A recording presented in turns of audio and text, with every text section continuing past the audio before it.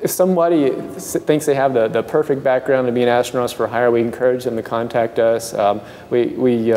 Unfortunately, we don't have openings all the time. So, and what we say in those cases is please join as an associate member. It's in your best interest to do so because you can get familiar with the organization, get your feet wet, get acclimated, get involved with projects, get a real stake in what's going on, and at the same time, we, the officers or managers of the organization can get to know you, get comfortable with you, and therefore when there is a selection opportunity for flight members and you apply, you would probably be in a stronger position versus just coming in cold off the street. So, and a lot of the associate members are in that boat where they would be excellent astronauts. I'm sure I have every confidence that many of them would be excellent astronauts, and it's just a matter of timing, not a matter of their abilities, really.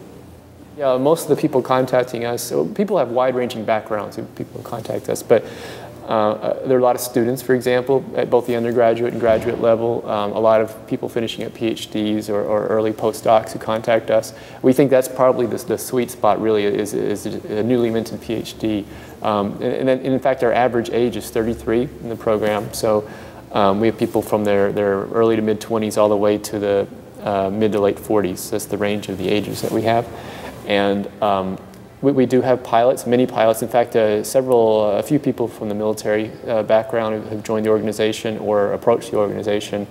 A few educators. I think as far as education goes, we're focusing right now on, at least for our crew, at least our flight members, on being ready to serve the needs of the research market, less so the education market for payloads. And so we haven't selected a teacher yet to be in the Corps. That's not to say it won't happen in the future, but so I'd like to see that happen at some point. And in fact, outreach and education is a part of our mission, inspiring the next generation, as it says in our mission statement. And to that end, we go talk at schools, we give public lectures, have a public webinar series that we've launched now, which we did on NASA's astronaut selection. The first one was very exciting.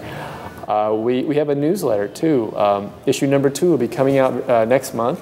So we plan to have the newsletter be quarterly. It lets people who are not members of the organization, an inside peek into what we're doing. And very, very exciting way to give back. And because after all, Astronauts for Hire is really about preparing for the future and creating a set of